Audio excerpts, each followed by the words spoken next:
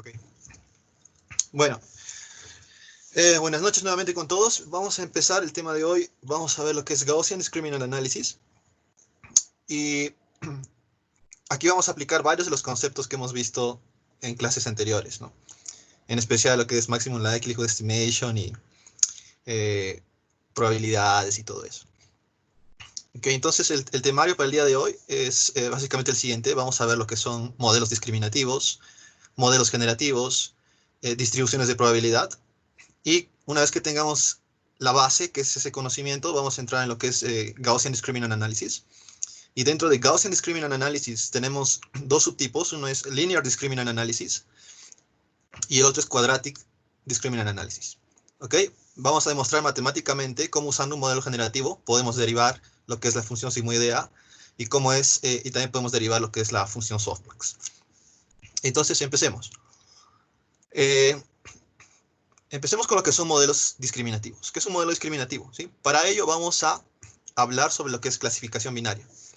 Supongamos que tenemos imágenes de perros y gatos y queremos clasificarlos, ¿no? Una clasificación binaria porque estamos usando dos clases, en este caso perros y gatos. Y vamos a considerar dos características, como es el peso y el tamaño, ¿no? El peso de los animales y el tamaño. ¿Por qué solamente dos? Más que todo para visualizar, ¿no? Las características. Entonces, nosotros podemos proyectar nuestros datos en este espacio de características, ¿no? En el eje X tenemos lo que es el peso y en el eje Y tenemos lo que es el tamaño, ¿sí? Acá, si ven esta distribución, pues podemos ver que los gatos usualmente tienen un menor peso y un menor tamaño y los perros un mayor peso y un mayor tamaño. Obviamente esto es un ejemplo bastante básico, ya que la distribución real pues, debe ser mucho más compleja. Entonces, estos elementos que están proyectados en este espacio los podemos ver también de forma geométrica como está ahí, ¿no? Donde los perritos serían en este caso los puntos rojos y los gatitos serían en este caso las X, ¿no? O el color azul.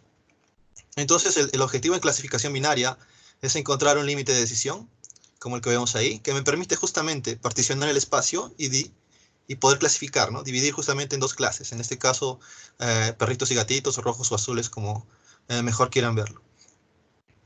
Entonces, de este modo vemos justamente cómo el límite de decisión particiona en dos regiones, ¿no? En este caso la región roja, de tal forma que cualquier punto que cae en esta región va a ser clasificado como rojo, como perrito, y cualquier punto que cae en esta región va a ser clasificado como azul o como gatito.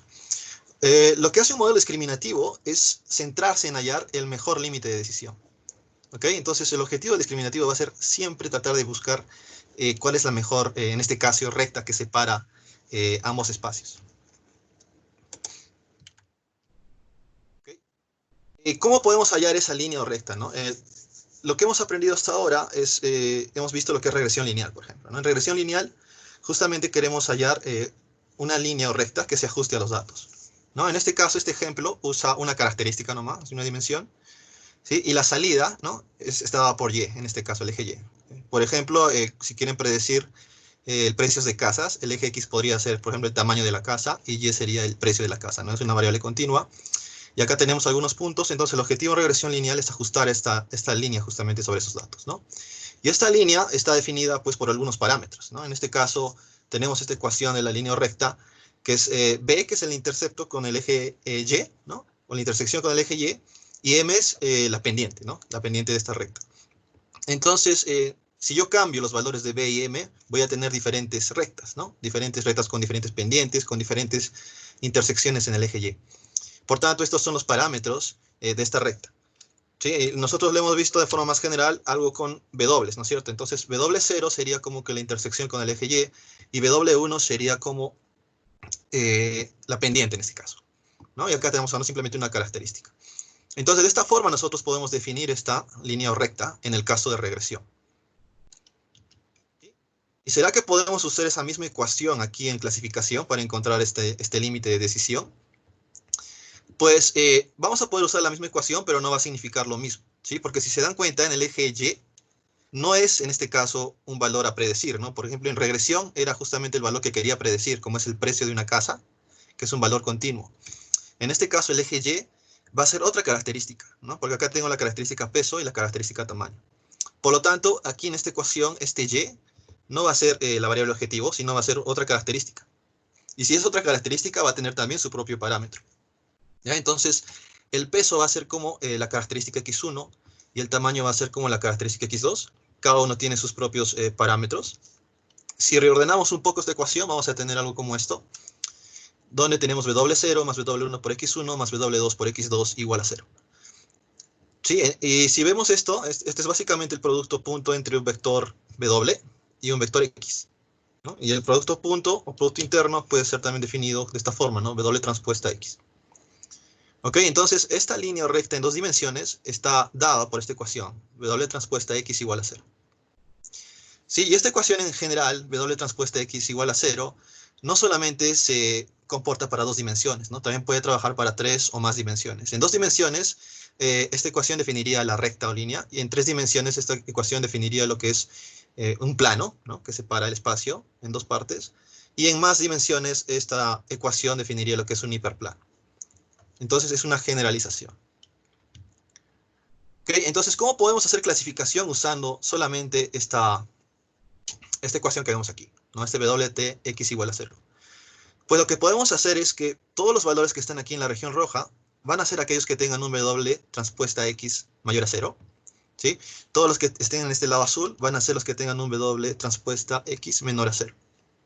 Y obviamente los que están en el límite de decisión van a ser igual a 0. ¿No? Ahora, este W transpuesta X también se le conoce como un score. ¿Okay? Y es un valor que puede variar entre menos infinito e infinito. ¿No? O sea, puede ser cualquier valor, negativo o positivo. No tiene un rango específico.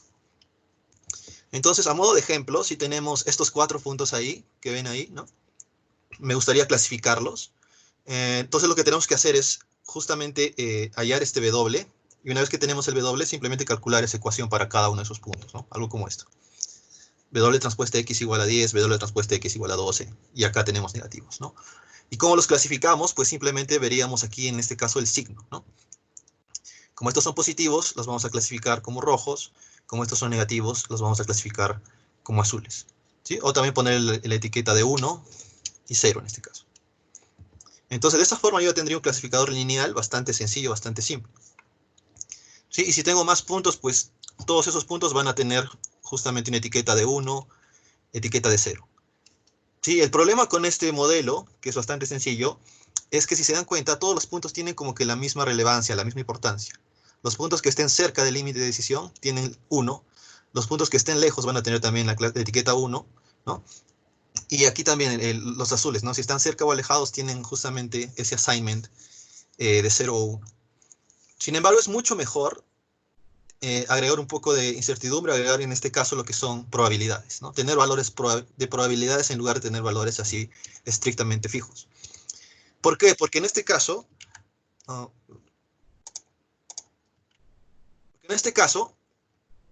ustedes van a tener un punto, por ejemplo, este de aquí, y va a tener una probabilidad de 0,55.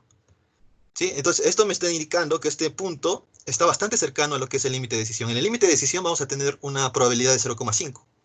¿Okay? ¿Qué significa probabilidad de 0,5? O sea, no estamos seguros si ese elemento, ese dato que está entrando va a ser o gato o perrito, ¿no es cierto? Por eso tiene una probabilidad de 0,5. Entonces, cualquier punto que esté cerca a ese límite de decisión va a tener una probabilidad también cercana a 0,5, ¿no? Y mientras más alejados estén del límite de decisión, pues la probabilidad va a ser mucho mayor. Por ejemplo, la probabilidad que sea rojo va a ser como 0,7 porque está más alejado, ¿no? Y este azul, si ven aquí, tiene una probabilidad de 0,9 de que sea azul porque está recontra lejos de lo que es el límite de decisión, ¿no? Entonces, es por eso que es mucho mejor, en lugar de tener así hard assignments, tener soft assignments, ¿no? Obviamente que cada punto va a tener dos probabilidades, ¿no? En este caso tengo la probabilidad que sea gatito o azul es 0,9, por ende la probabilidad que sea rojo va a ser 0,1, ¿no? Porque las probabilidades deben sumar 1, igual aquí, ¿no? La probabilidad que sea azul es 0,75 y la probabilidad que sea rojo sería 1 menos 0,75.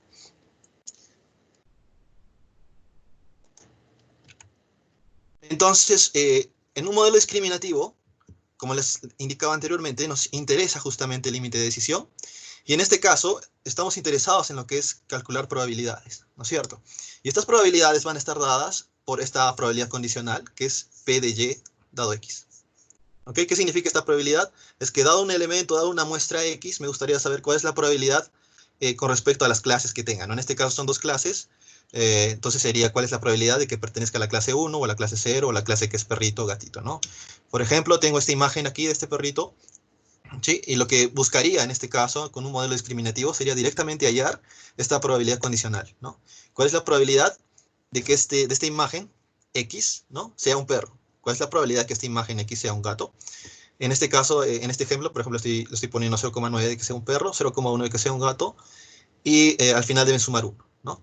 Entonces, eso buscamos en un modelo discriminativo. Buscamos el límite de decisión y en particular estamos buscando lo que es la probabilidad condicional. Obviamente, en el límite de decisión, como ya les mencionaba, la probabilidad condicional iba a ser, la probabilidad que un elemento pertenezca a una clase va a ser 0,5, ¿no? Porque no voy a estar seguro si va a ser un gato o si es un perro. ¿Y cómo podemos definir el clasificador? De la forma bastante semejante a lo que teníamos antes, ¿no? Donde usábamos en lugar de scores, que eran valores sin rango definido, estamos usando ahora probabilidades, ¿no? Entonces, cualquier elemento que tenga una probabilidad mayor a 0,5, por ejemplo, puede ser clasificado como rojo, y los que son menores a 0,5 pueden ser clasificados como azul. ¿Ok? Entonces, estamos cambiando de lo que era un approach con scores a un approach más probabilístico. Pero ¿cómo yo puedo hallar esas probabilidades? ¿No? ¿Cómo yo puedo definir, dado un score, cuál es la probabilidad de que sea un gato o perro? Entonces, para hallar esas probabilidades, siempre voy a tener que calcular los scores, o sea, el W transpuesta X. ¿Ya? Y voy a tener que convertir, mapear esos scores justamente a probabilidades. ¿Y cómo voy a hacer eso? Pues voy a usar una función. Más adelante vamos a ver qué función podemos usar, pero esta función lo que va a hacer es justamente mapear estos valores, ¿no? De este W transpuesta X a probabilidades. ¿Ok? Entonces, esto es lo que estamos haciendo aquí, para hallar justamente esta probabilidad condicional, la probabilidad que un elemento pertenezca a una determinada clase. Sí, y esta probabilidad, obviamente que va a estar también parametrizada por este W, ¿no es cierto? Vemos acá es una función de W, pero al final lo que define este límite de decisión es el W, ¿no? Como hemos visto en la línea era el intercepto en el eje Y y la pendiente, ¿no? Entonces siempre tenemos que encontrar los parámetros W para poder hallar este límite de decisión y de ahí hallar las probabilidades. Y una forma de hacer eso, hemos visto en clases pasadas, es usando el Maximum Likelihood Estimation, ¿no? En el Maximum Likelihood Estimation, lo que tratamos de encontrar son los mejores parámetros, los parámetros que maximicen justamente este likelihood. Y este likelihood va a estar dado justamente por la probabilidad condicional. ¿Ok? Más adelante voy a hacer un repaso de lo que era el likelihood, el Maximum Likelihood Estimation, pero aquí en el modelo discriminativo, si se dan cuenta, a mí me interesa calcular directamente lo que es la probabilidad condicional, la probabilidad de Y dado X. Entonces, en resumen, yo voy a tener un conjunto de datos, ¿no? Por ejemplo, imágenes, pueden ser también otro tipo de datos. Lo voy a pasar al modelo de aprendizaje y mi objetivo va a ser justamente encontrar este P de Y dado X directamente. ¿Ok? Entonces, para este perrito, por ejemplo, puedo hacer que tenga estas dos probabilidades, ¿no? La probabilidad de que sea perro o la probabilidad de que sea gato. Y esas probabilidades deben sumar 1. Eso en clasificación binaria, ¿no? Entonces, ahora, para nosotros elegir la clase final, ¿no? Tenemos que encontrar el máximo de estos, ¿no? Porque el modelo me va a retornar la probabilidad de que esta imagen sea un perro, por ejemplo, ¿no? Y yo puedo obtener la probabilidad de que esta imagen sea un gato también, restándole 1 a esto, ¿no es cierto? Entonces, ¿cómo yo voy a definir la clase que le voy a asignar a esta imagen? Pues el modo en que voy a hacer eso es pues usando el máximo, ¿no? De ambas probabilidades yo voy a elegir el mayor, ¿no es cierto? O sea, la clase que maximice la probabilidad. Es por eso que aquí tengo un argmax, ¿no? Voy a elegir justamente la etiqueta o la clase que maximice, que sea la mayor, que me dé la mayor probabilidad, ¿no? En este caso, la clase que me da mayor probabilidad es la clase perro, entonces esa clase sería la que le asigne a esta imagen, ¿no? Y esa es la parte que se conoce como inferencia, ¿no? En la parte de inferencia es como la parte de predicción, donde si yo le doy un dato, una imagen, me gustaría saber cuál es la clase de esta imagen, por ejemplo, ¿no? Esa es la parte de inferencia. Entonces, acá hay dos conceptos muy diferentes, ¿no? Una es la parte de aprendizaje, otra es la parte de inferencia o de predicciones. En la parte de aprendizaje, lo que tratamos de buscar son los mejores parámetros, ¿no? O sea, encontrar los mejores parámetros maximizando justamente el likelihood.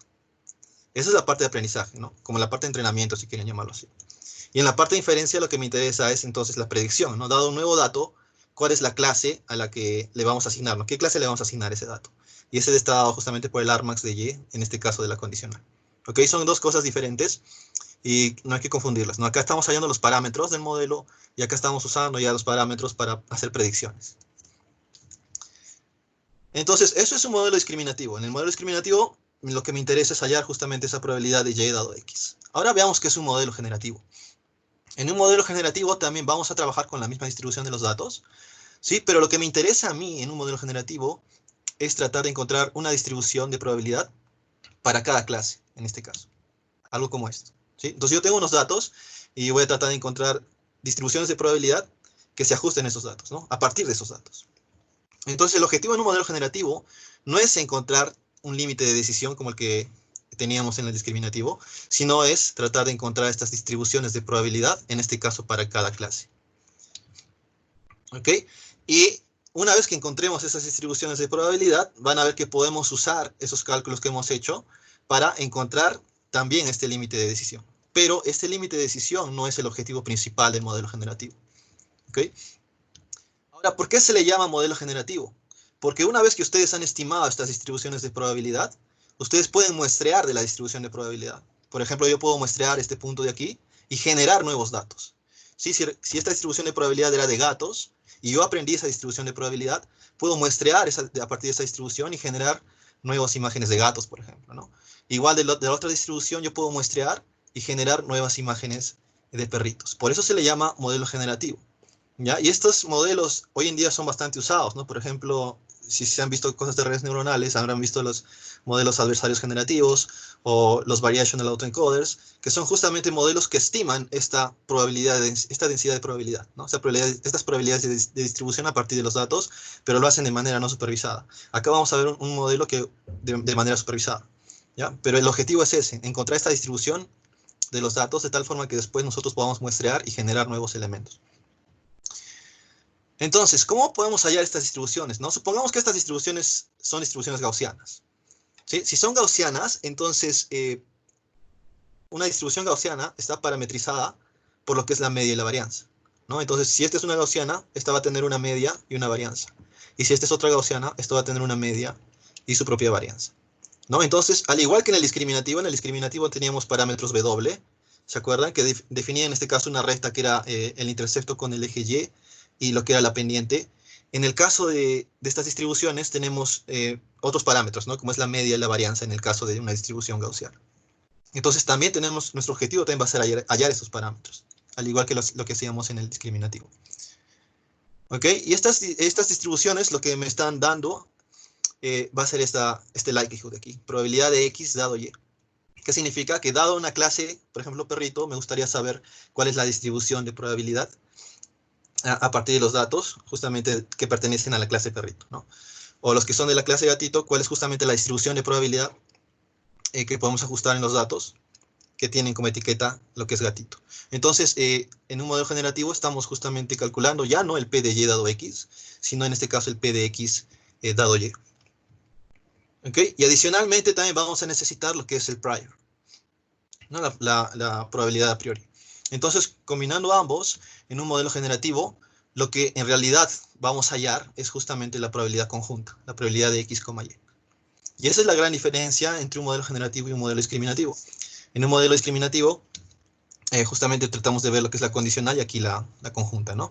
Y del mismo modo que hacíamos en el discriminativo, tenemos que hallar justamente los parámetros, ¿no? En este caso serían parámetros W también, pero estos parámetros van a ser, pues, los parámetros de las distribuciones de probabilidad, ¿no? Por ejemplo, esta puede ser el parámetro del prior y estas las distribuciones de probabilidad de la gaussiana. Entonces acá tendría que hallar estos parámetros. Y lo podemos hacer también usando lo que es Maximum Likelihood Estimation, ¿no? Ayer usar los parámetros y maximizar justamente el likelihood, pero en este caso el likelihood va a estar definido por la distribución conjunta, ¿no? Probabilidad conjunta, a diferencia del discriminativo. Entonces, en un modelo generativo, resumiendo, vamos a tener un conjunto de datos, vamos a pasarlo por el modelo de aprendizaje, y el modelo de aprendizaje lo que va a aprender es justamente esta probabilidad conjunta. ¿Sí? Entonces, un modelo discriminativo va a tratar de hallar justamente este límite de decisión de manera directa, o sea, la probabilidad de y dado x, y un modelo generativo va a tratar de aprender estas distribuciones de probabilidad a partir de los datos y por ende calcular lo que es la probabilidad conjunta. Esa es la diferencia entre un discriminativo y un generativo. Pero ahora, ¿cómo podemos usar el generativo para hacer clasificación? ¿Sí? Porque en clasificación me interesa a mí el límite de decisión, ¿no? O sea, el P de y dado x. Lo que podemos hacer es usar, pues, la regla de Bayes, ¿no? Usando la regla de Bayes, yo tengo el P de y dado x. Eso sabemos que es lo mismo que P de x dado y por P de Y dividido entre P de X, ¿no? Sabemos que este P de Y es el prior, este P de X dado Y es el likelihood, y este P de X es la evidencia o marginal likelihood. ¿Ok? Entonces yo puedo hallar justamente, aquí este ya no sería la condicional, ¿no? O sea, que sería la posterior distribution. Entonces acá yo estaría buscando la distribución posterior a partir de lo que es un prior y un likelihood, ¿no? Entonces, esta evidencia de aquí, o marginal likelihood, es justamente esto que vemos aquí, ¿no? Es como que la suma, es justamente una marginalización sobre las clases, ¿no? Es como hallar el P de X dado Y igual a 0 por P de Y igual a 0, más P de X dado Y igual a 1 por P de Y igual a 1, ¿no? Esta es la evidencia, y es un término que se usa justamente para normalizar, ¿no? Para que toda esta operación me dé justamente un valor entre 0 y 1. Obviamente aquí estoy usando dos clases, ¿no es cierto? La clase 0 y la clase 1. Pero si yo uso K clases, pues lo de abajo sería una sumatoria en sí, ¿no? Entonces, de este modo yo podría calcular justamente esta posterior, usando lo que es un prior y lo que es un likelihood. Entonces, ahora en clasificación al final, en la parte de inferencia, ¿se acuerdan? Lo que me interesa a mí es asignar una etiqueta a un determinado elemento, ¿no? Si yo tengo una imagen del perrito, lo que me interesaba al final a mí en clasificación era justamente asignarle qué etiqueta le voy a asignar a esta imagen, ¿no? O la etiqueta de perrito o de gatito. Sí, y para ello yo tenía que calcular, en este caso, esta probabilidad, ¿no? La probabilidad de Y dado X. De tal forma que yo escogía el máximo y en realidad escogía la etiqueta que maximiza esa probabilidad, ¿no? En este caso la etiqueta de perrito. Ahora, en lo que es generativos, he dicho que vamos a usar lo que es Bayes, ¿no? Entonces, en lugar de tener el Armax de P de Y dado X, vamos a usar Bayes, ¿no? Para reemplazar esto con esto. Y vamos a tener en este caso el Armax de justamente esta ecuación, ¿no? Del P de X dado Y por el P de Y dividido entre el P de X. ¿Ok? Entonces, simplemente he reemplazado el P de Y dado X por Bayes, por esta ecuación que ven aquí. Entonces, ahora tengo que maximizar esto, ¿no? Pero si se dan cuenta, la parte de abajo, que es la evidencia o marginal likelihood, no depende de Y, ¿no? Los únicos que dependen de Y son los de arriba. Por ende, yo puedo, este P de X va a ser como una constante. ¿Okay? Entonces, yo necesariamente, yo puedo hallar el mejor Y simplemente maximizando la parte de arriba, que es el P de Y por el P de X dado Y. Y esto de aquí es pues justamente la probabilidad conjunta, ¿no? Entonces, de esa forma yo podría ya hacer la parte de inferencia, ¿no? Encontrando simplemente, definiendo justamente un prior, un likelihood, y hallando justamente la probabilidad conjunta, y ya podría tener lo que es clasificación, ¿no? Y eso sería en lo que es modelos discriminativos y generativos. Si tienen preguntas, pueden ir adicionándolos en el chat, y yo los voy a revisar después. Ahora vamos a hablar un poco de distribuciones de probabilidad, que es como un repaso de lo que hemos visto también antes, porque vamos a usar 3 distribuciones de probabilidad en este tema, así que es bueno recordar un poco, ¿no? Una de esas distribuciones de probabilidad es la distribución gaussiana, ¿no? Y acá tenemos lo que es una distribución gaussiana univariada, ¿no? Univariada justamente porque estamos usando, por ejemplo, una característica, ¿no? Una dimensión. Entonces la distribución gaussiana univariada está dada por esta ecuación que ven aquí, ¿no? Donde lo interesante de esta ecuación es que la distribución gaussiana está parametrizada por lo que es en este caso una media y una varianza, ¿no? Entonces esos son los parámetros que definen la distribución gaussiana, la media y la varianza, y en este caso de la univariada pues son simplemente un valor, ¿no? Una generalización de esto es la distribución, antes de esto, ¿por qué decimos que son esos parámetros? Porque si variamos lo que es la media o la varianza, vamos a tener diferentes gaussianas, ¿no? Si yo tengo, por ejemplo, acá gaussianas con media igual a 0 y con una varianza 0,2 tendría algo como el azul. Y si yo varío estos parámetros, pues voy a obtener diferentes gaussianas, ¿no? Por eso justamente la gaussiana está parametrizada por estos dos valores, ¿no? Que es la media y la varianza. Generalizando esto, teníamos lo que es la distribución gaussiana multivariada, ¿no? Y en la multivariada no tenemos directamente lo que es la varianza, sino tenemos una matriz, que es la matriz de covarianza. Y esa es la diferencia, ¿no? ¿Por qué es multivariada? Porque en este caso es como tener datos con 2 o más características, ¿no? Por ejemplo, el problema de clasificación que estábamos viendo de gatitos y perritos, las características que usábamos son el peso y el tamaño, ¿no? Entonces, estoy usando 2 características, entonces en ese caso, si yo quiero ajustar una distribución de probabilidad, podría usar una distribución gaussiana multivariada, por ejemplo, ¿no? Y acá los parámetros también van a ser la media, en este caso una matriz de covarianza. ¿sí? Y la media va a ser un vector, ¿no? Entonces, si tenemos, por ejemplo, el caso de los gatitos y perritos, ahí usábamos dos características, entonces X va a pertenecer a R2, ¿no? Entonces, la media también va a pertenecer a R2, y la matriz de covarianza va a ser R de 2 por 2, ¿no? Una matriz 2 por 2. Ok, entonces veamos cómo cambiando estos parámetros, pues va a afectar a la distribución gaussiana, ¿no? Acá tenemos dos características, ¿no? X1 y X2. Y tenemos acá justamente una media que es un vector, ¿no? De dos dimensiones, y la matriz de covarianza es de 2 por 2. Este primer gráfico de aquí es justamente el gráfico de una distribución gaussiana no estándar, o sea que esa distribución que tiene una media 0 y varianza 1 en una dimensión, si quieren verlo así, ¿no? Está justamente por esto de aquí.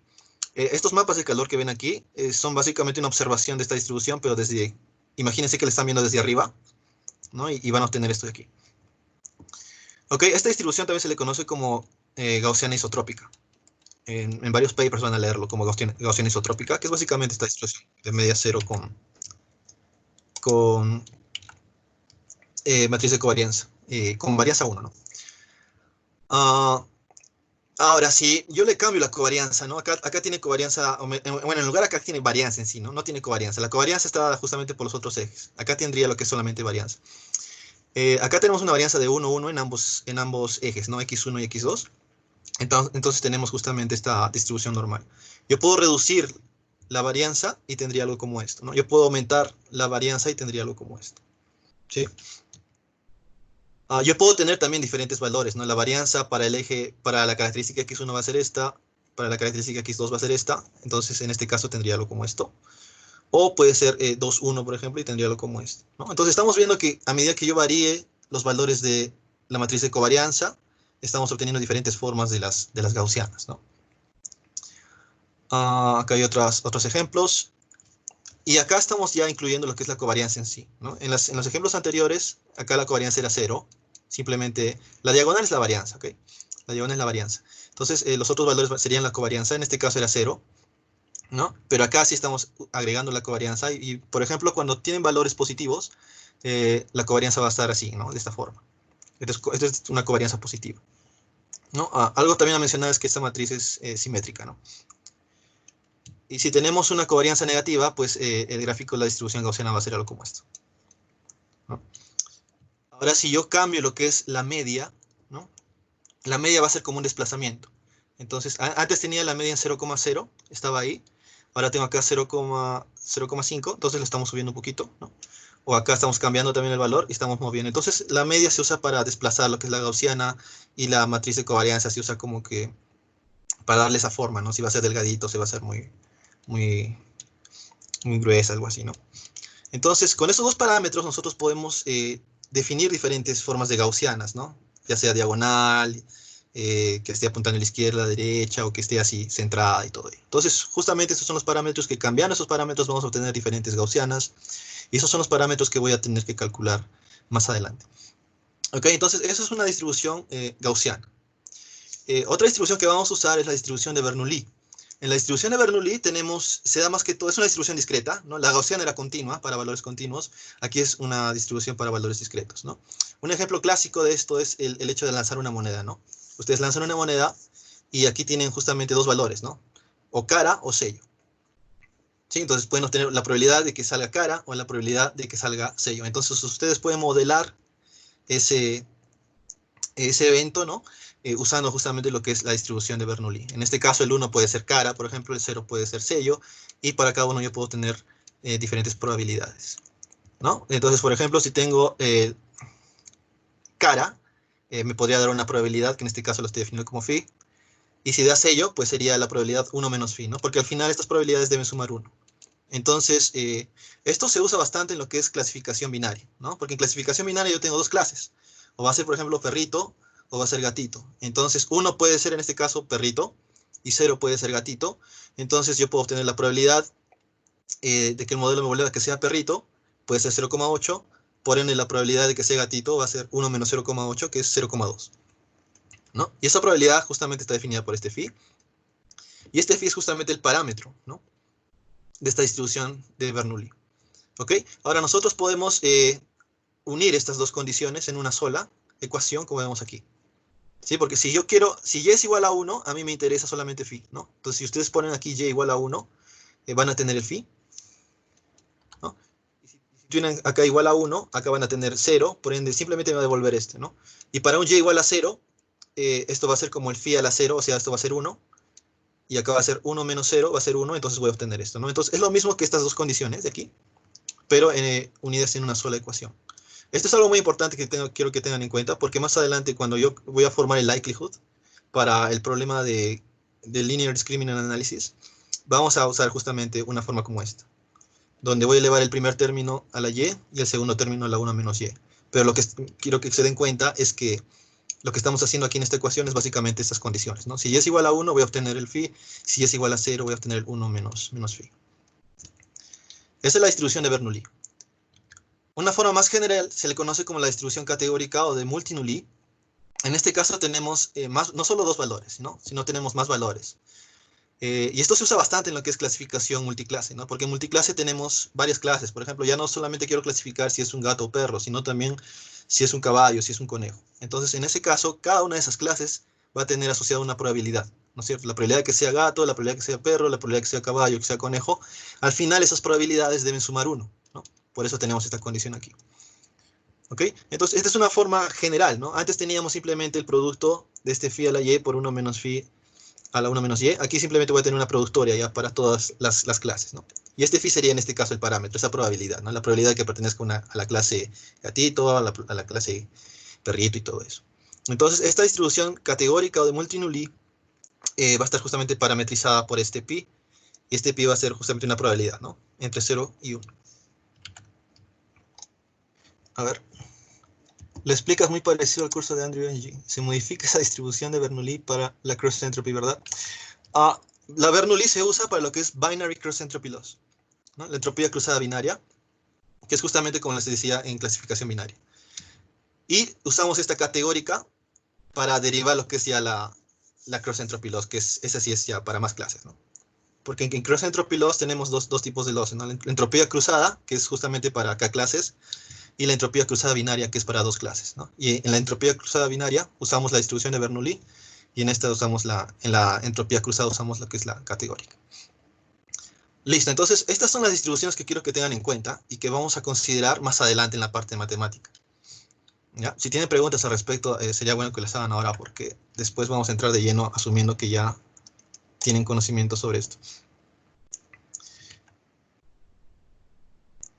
Bueno, entonces vamos a empezar así con el tema de Gaussian Discriminant Analysis. Ya hemos visto la parte teórica que es un modelo generativo, cuál es el objetivo del modelo generativo, y hemos visto tres distribuciones de probabilidad. Ahora vamos a usar esas distribuciones de probabilidad para hacer diferentes demostraciones matemáticas aquí con Gaussian Discriminant Analysis. Entonces, Gaussian Discriminant Analysis es un modelo generativo, ¿ya? Por ende, lo que voy a tratar de buscar es estimar justamente distribuciones de probabilidad a partir de mis datos, ¿sí? Pero yo puedo usar este modelo discriminativo para hacer clasificación, ¿no es cierto? Entonces, para hacer clasificación, lo que podría hacer es... para hacer clasificación, pues tendría que hallar primero las distribuciones y después, como ya les mostré anteriormente, hallar lo que es la probabilidad conjunta, encontrar los parámetros, ¿no? O sea, en la fase de aprendizaje lo que hacemos es encontrar los parámetros de estas distribuciones, y en la parte de inferencia, pues veríamos justamente lo que es hallar la mayor etiqueta, ¿no? En este caso de la probabilidad conjunta, ¿no? Porque hemos visto que nosotros podemos obtener la probabilidad conjunta usando regla de Bayes, ¿no? Mejor dicho, podemos calcular la probabilidad posterior, o sea, el P de Y dado X, mediante Bayes y usando lo que es la probabilidad conjunta, ¿no? Entonces, esto es Gaussian Discriminant Analysis. Es un modelo generativo en el cual, como su nombre lo indica, vamos a modelar los lados usando lo que es distribuciones gaussianas. Entonces, esto va a ser una distribución gaussiana, esto va a ser otra distribución gaussiana, y ese va a ser el objetivo. Y una vez que yo calcule esas distribuciones gaussianas, pues puedo usarlas para hacer clasificación o hacer otras tareas. ¿Ok? Entonces, eso es Gaussian Discriminant Analysis. Entonces, como todo modelo generativo, a mí me interesa lo que es la probabilidad conjunta, ¿no? Probabilidad de X, Y. Y esa probabilidad de X, Y está dada justamente por la probabilidad de X dado Y por la probabilidad de Y, ¿no? Este es el prior y este es el likelihood. En este ejemplo voy a hacerlo usando clasificación binaria. Y de ahí lo vamos a generalizar a clasificación multiclase. Por ende, el Y va a tener dos posibles valores. 0 y 1, ¿no? Y el X va a ser, en este caso, valores continuos.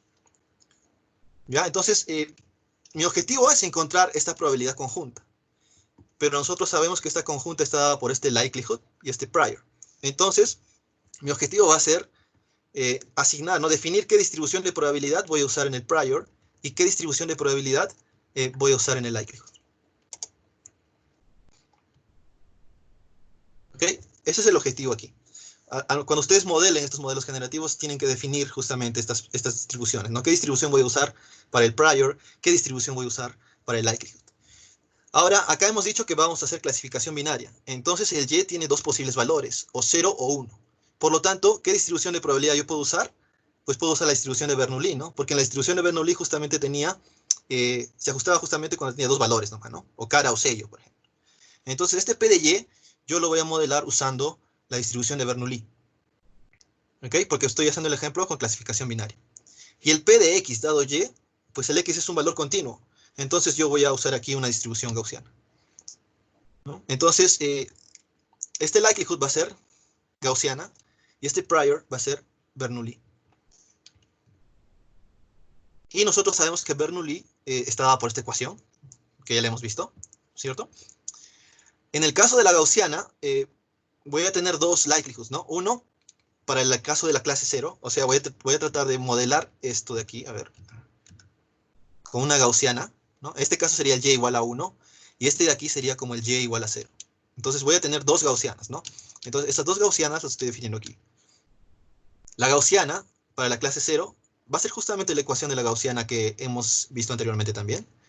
Donde lo interesante aquí es que tenemos aquí una media, ¿no? Que es justamente su parámetro de 0 y su matriz de covarianza de 0 también. ¿Sí? Después lo demás ya son términos generales en cualquier distribución gaussiana, ¿no? Pero lo que está diferenciando aquí, como estoy usando en la clase 0, este va a tener su propia media y su propia matriz de covarianza. Lo mismo vamos a tener para la otra clase, ¿no? La clase 1. También vamos a tener esa misma ecuación, esta distribución de probabilidad gaussiana. Lo que va a cambiar es que en este caso esta va a tener su propia media, ¿no? Media 1, y su propia matriz de covarianza, que sería una matriz de covarianza 1. ¿Ok? Entonces, estas son las ecuaciones o las distribuciones de probabilidad que voy a usar en el modelo generativo. ¿Sí? Entonces, simplemente tengo que usar esto para poder yo tener las distribuciones de probabilidad. Obviamente, aquí tengo que calcular los parámetros, ¿no es cierto? ¿Cuál va a ser la media? ¿Cuál va a ser la matriz de covarianza y todo ello? En el caso de Bernoulli, hemos visto que el único parámetro era este phi, ¿no es cierto? Ese es el único parámetro.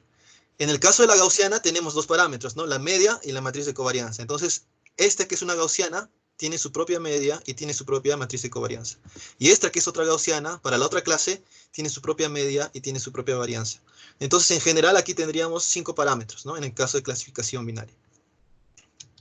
Ahora, Gaussian Discriminant Analysis se puede dividir en dos tipos. Uno es Linear Discriminant Analysis y el otro es Quadratic Discriminant Analysis. ¿Cuál es la diferencia? En Linear Discriminant Analysis vamos a asumir que la matriz de covarianza va a ser la misma para todas las clases. ¿Ok? Y en Quadratic Discriminant Analysis, la matriz de covarianza va a ser distinta.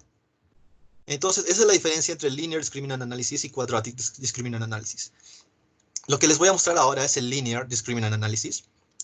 Pero toda la matemática que voy a hacer aquí, que voy a mostrar aquí, se puede usar también en el Quadratic Discriminant Analysis. ¿Okay? Entonces, ¿qué va a cambiar en el modelado anterior que teníamos? ¿No? La de Bernoulli se va a quedar como estaba antes. La gaussiana de la clase 0 va a estar dada por esto, pero si se dan cuenta, aquí ya no tiene un índice 0, ¿no? Porque voy a usar la misma matriz de covarianza, tanto para la clase 0 como para la clase 1. Entonces, los parámetros que vamos a estimar en este caso, ¿no? Son para esta gaussiana, la media 0 y la covarianza, ¿no? Para esta también la media 1 y la covarianza, pero la covarianza aquí es la misma. Entonces, ¿cuántos parámetros voy a tener aquí? Pues voy a tener 4, ya no 5, ¿no? Porque la matriz de covarianza va a ser la misma en todas las distribuciones gaussianas. ¿Ok? Entonces, eso es LDA. Entonces, mi objetivo va a ser justamente encontrar estos parámetros. Si se dan cuenta, si usara más clases, voy a tener un menor número de parámetros a comparación de tener diferentes matrices de covarianza, ¿no? Ok, entonces, esto es LDA. Estas son las distribuciones que estoy yo definiendo.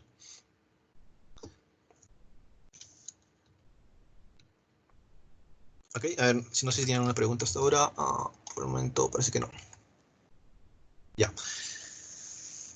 Entonces, ¿qué vamos a hacer ahora? Vamos a tratar de hallar esta posterior, ¿ya? Porque nosotros estamos justamente abordando el problema de clasificación, ¿no es cierto? Y en clasificación a mí me interesa justamente esta probabilidad de y dado x, ¿no? Que hemos visto que si tengo una imagen, quiero saber cuál es la probabilidad de que sea un gatito o que sea un perrito, ¿no? Y también hemos dicho que nosotros podemos expresar esta probabilidad usando la regla de Bayes, ¿no es cierto? Entonces, este P de y dado x es lo mismo que el P de x dado y por el P de y dividido entre el P de x. ¿Ok? Entonces, en este caso voy a tratar de calcular el P de y dado x de forma directa. ¿Sí? O sea, usando estas ecuaciones de aquí, ¿no? Estas distribuciones de probabilidad. Aquí no estoy haciendo el argmax, ¿no? En el arg, si usara acá el argmax, no necesitaría calcular el P de x, ¿no es cierto? Pero aquí no, voy a calcular de frente este P de y dado x. Sí, porque vamos a ver que tienen propiedades muy interesantes. Entonces, tengo estas tres probabilidades, ¿no? Y me voy a centrar particularmente en lo que es la probabilidad de que este elemento pertenezca a la clase perrito, por ejemplo, ¿no? Si tengo una imagen, ¿cuál es la probabilidad de que esa imagen sea un perrito? Eso está dado por este P de y igual a 1 dado x. Entonces, si yo voy a calcular justamente esta probabilidad de aquí, esta posterior, la ecuación va a cambiar, ¿no? Esta es una ecuación general, y esta sería como que para el y igual a 1, ¿no? Entonces sería el P de x dado y igual a 1 por el P de y igual a 1. ¿Sí? Y abajo era, como se acuerdan, expliqué también al inicio, este es justamente el marginal con respecto a las clases, ¿no? Sería el P de x dado y igual a 0 por el P de y igual a 0, más el P de x dado y igual a 1 por el P de y igual a 1, ¿sí? Simplemente la regla de Bayes, pero usando en este caso, centrándome en lo que es la clase 1. ¿Ok? Entonces, esta es la ecuación, y yo lo que voy a hacer ahora es reemplazar cada una de estas probabilidades con las ecuaciones que he definido antes, ¿no? O sea, voy a tener algo como esto. ¿Ya? No se asusten, vamos a ver cada parte qué significa. Por ejemplo, esta primera parte de acá, ¿no? Esta de acá arriba es un likelihood, probabilidad de x dado y igual a 1, y nosotros dijimos que eso va a ser una gaussiana, ¿sí? Y está justamente por esta gaussiana de aquí, ¿no? Y lo interesante de esta ecuación era que estamos usando justamente la media, en este caso de la clase 1, o sea, la media 1. La matriz de covarianza va a ser la misma para todas, ¿no? Y esos son los parámetros de esta gaussiana aquí. Entonces, esta parte de la ecuación está dada justamente por esta gaussiana. El siguiente término es este P de y igual a 1, este prior, ¿sí? Y el P de y igual a 1 era pues justamente el parámetro de la distribución de Bernoulli, ¿no? Este phi. ¿Ok? Veamos la parte de abajo. Este P de x dado y igual a 0 también es una gaussiana, ¿sí? Al igual que el anterior, pero lo que cambia son sus parámetros, ¿no? En este caso usamos una media de 0, va a tener su propia media. La matriz de covarianza pues va a ser la misma, ¿no? Porque eso es lo que estamos asumiendo en LDA. Pero la ecuación también, si se fijan, es básicamente lo mismo. Lo único que cambia son los parámetros, en este caso la media, ¿no? Acá estamos usando media 0 porque estoy usando la clase 0 y acá media 1 de la clase 1. El siguiente término es el P de y igual a x. De y igual a x, de y igual a 0. ¿No? El prior de y igual a 0. Y eso es simplemente 1 menos el parámetro de la Bernoulli, pues, ¿no es cierto? Si la probabilidad de que sea un perro es 0,8, la probabilidad de que sea un gato va a ser 0,2. Por eso es 1 menos ese parámetro phi. Y el último, pues, es simplemente lo mismo que lo que está acá arriba, ¿no es cierto? Es el mismo término que está acá arriba. Entonces sería el mismo gaussiano con el phi. Ok, entonces esta ecuación de aquí, que hemos usando Bayes, va a estar dada por toda esta ecuación grandota que ven aquí.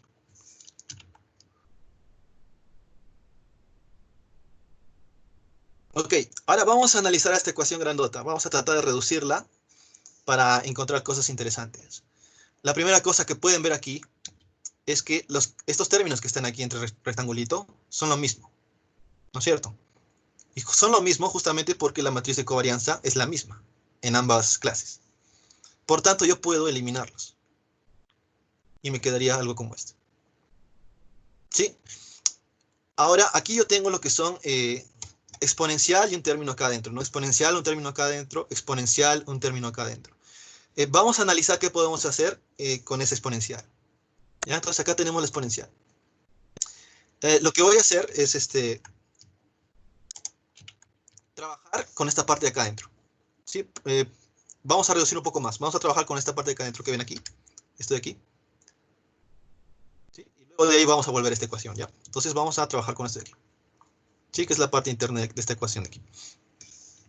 Entonces lo que voy a hacer aquí es operar sobre esta ecuación. O sea, como que desglosarlo, ¿no? Porque ahorita está como que factorizado. Una forma de hacer eso es usando lo que es la propiedad de asociatividad en producto punto, ¿no? Acá tengo, por ejemplo, A menos B transpuesta C menos D. ¿Cuál es el resultado de esto? ¿No? Es parecido a una multiplicación, ¿ya? Por ejemplo, acá tengo A transpuesta C, que es el primer término, menos A transpuesta D, que es el segundo término. Luego tenemos menos B transpuesta C, que es este de aquí, y menos con menos es más, por tanto tendría más B transpuesta D. Es como un producto, ¿no? Es como tener, si se olvidan de la transpuesta, es como si fuera el producto, solo le estamos adicionando aquí la transpuesta al primer término. ¿Ok? Y esto podemos aplicarlo acá arriba también. Sí, lo que vamos a tener acá es este X transpuesta. En este caso también va a estar la matriz de covarianza, ¿no?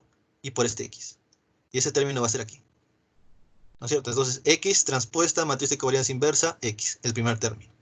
Luego tenemos menos X transpuesta matriz de covarianza media 1, ¿no? Y esto está aquí. Luego tenemos menos media 1 transpuesta matriz de covarianza inversa, X, eso está aquí. Y luego tenemos menos por menos más media 1 transpuesta matriz de covarianza en media 1. ¿Ok? Entonces, simplemente esa operación que les he mostrado antes de aquí, la estoy usando aquí. Ahora voy a usar otra propiedad de producto punto, que es esto aquí, ¿no? Si yo tengo un vector U, producto punto con un vector V, es lo mismo que el vector V, producto punto U. Esto no varía. Es la misma ecuación. Entonces, vamos a hacer esto en el término que ven aquí, en el rectangulito. ¿Sí? Por ahora, olvídense de lo que es la matriz de covarianza invertida, ¿no? Si me olvido de esa matriz de covarianza invertida, tendría X transpuesta media 1, ¿no? El X podría ser el U, el media 1 podría ser el V. Entonces, esto yo lo puedo convertir a media 1 transpuesta matriz de covarianza X.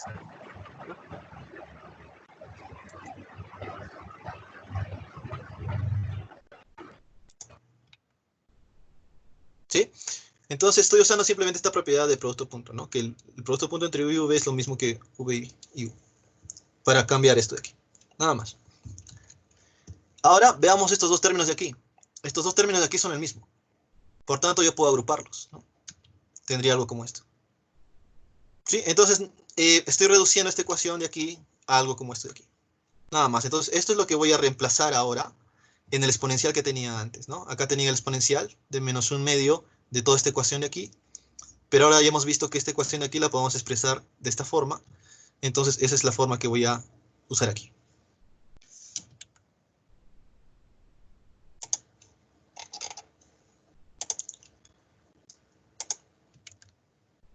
¿Ok? Bien, entonces tengo ahora esta ecuación de aquí.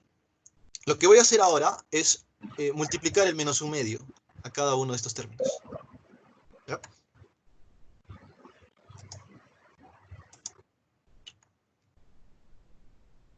Ok, entonces voy a multiplicar el menos un medio al primer término, el menos un medio al segundo y el menos un medio al tercero. Entonces voy a tener algo como esto, ¿no? Menos un medio por el primero sería menos el primero entre 2, menos un medio por menos 2 es básicamente más 1, por eso tengo acá el más, y el menos un medio por el último término es como que tener el menos y el último término entre 2. Nada más, estoy multiplicando el menos un medio a cada uno de esos términos y tengo esto de aquí. Ahora voy a usar otra propiedad bastante interesante de lo que es exponencial, ¿no?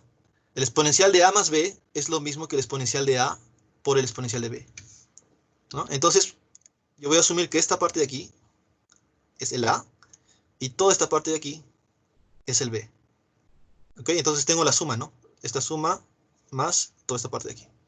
Entonces yo puedo separar este exponencial en dos exponenciales, que sería justamente el exponencial de a por el exponencial de b, ¿no? Si yo multiplico voy a tener lo de acá arriba. Nada más, es una propiedad exponencial, nada nuevo, nada complicado. Entonces, esta es la exponencial que voy a usar ahora en la ecuación grandota que tenía antes, ¿no?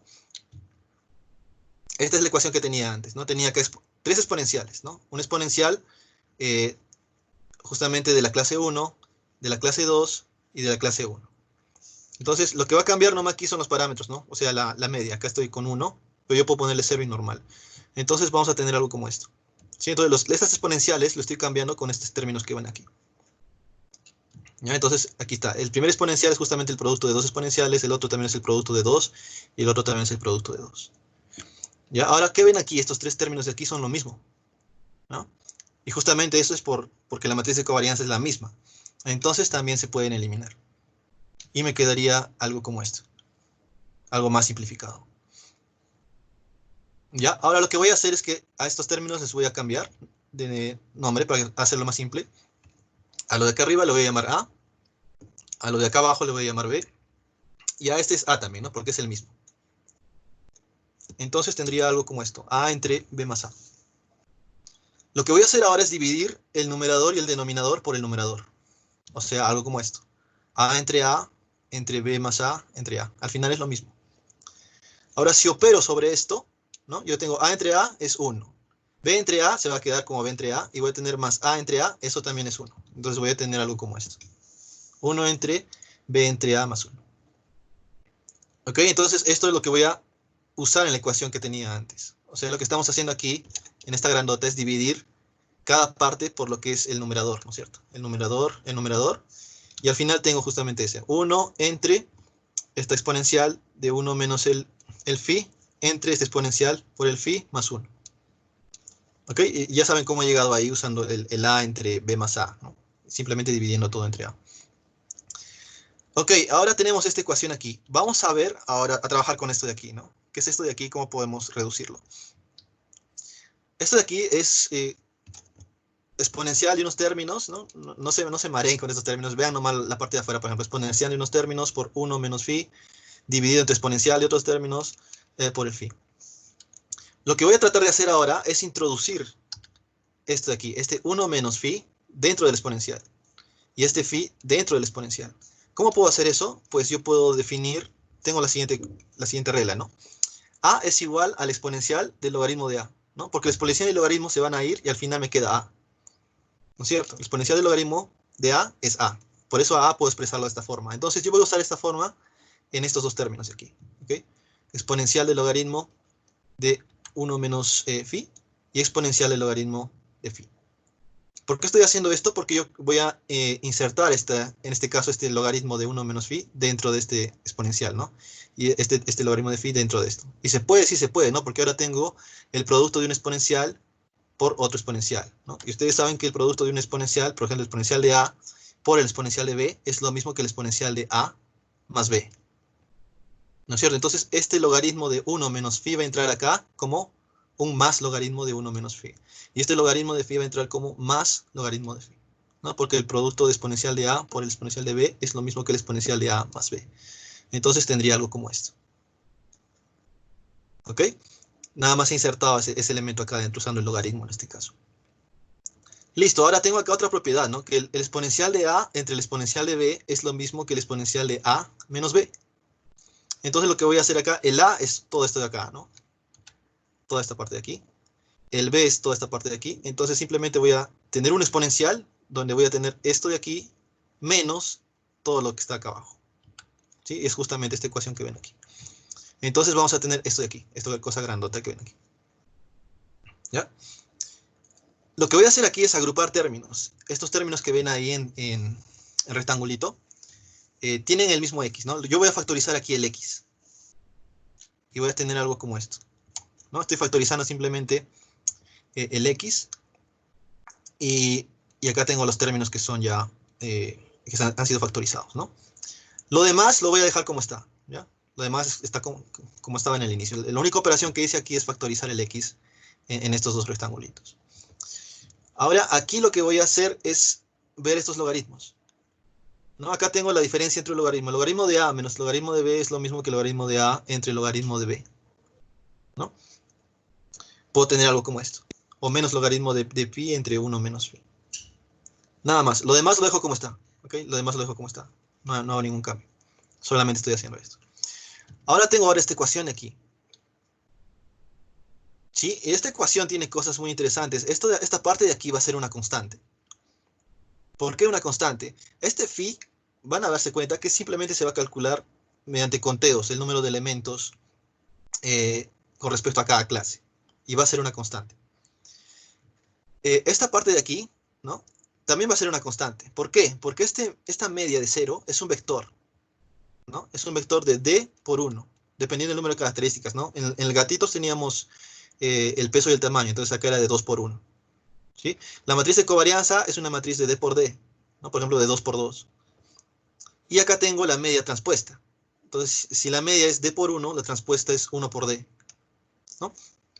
Entonces, si multiplico estas tres matrices, ¿qué me va a dar, no? 1 por d, por d por d, me da 1 por d. 1 por d por 1, me da 1 por 1. Entonces, esto es una constante. Esto es una constante. Todo esto es una constante. Y esa constante la voy a llamar W0. ¿Ok? Esto no va a ocurrir en la otra parte de la ecuación, que es esto de aquí. ¿Por qué? Porque esta media, ya hemos visto que es 1 por d, ¿no? Es un vector transpuesto. Y esta matriz de covarianza inversa es d por d. Entonces, si yo multiplico 1 por d por un d por d, yo voy a tener 1 por d. ¿No es cierto? Voy a tener un vector, no voy a obtener una constante como en el caso de aquí. Entonces, ese vector yo le puedo llamar W transpuesta. ¿Ya?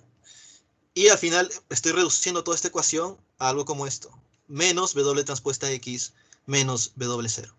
Pero el W0 ya saben que está formado por estos términos de aquí. Y el W transpuesta está justamente por estos términos de aquí.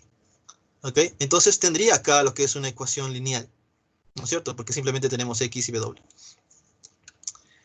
Entonces vamos a volver al término grandote que teníamos aquí, exponencial de todo esto de aquí adentro, ¿no? Pero esto de aquí adentro lo hemos reducido ahora a menos W transpuesta X más W0. ¿Sí? Nos volvemos más atrás incluso, donde teníamos esta división del exponencial, esta división, y todo esto es simplemente el exponencial de menos W transpuesta X más W0. ¿Ok? Entonces, la ecuación de qué función es esta, ¿no? ¿Qué función tiene esta ecuación?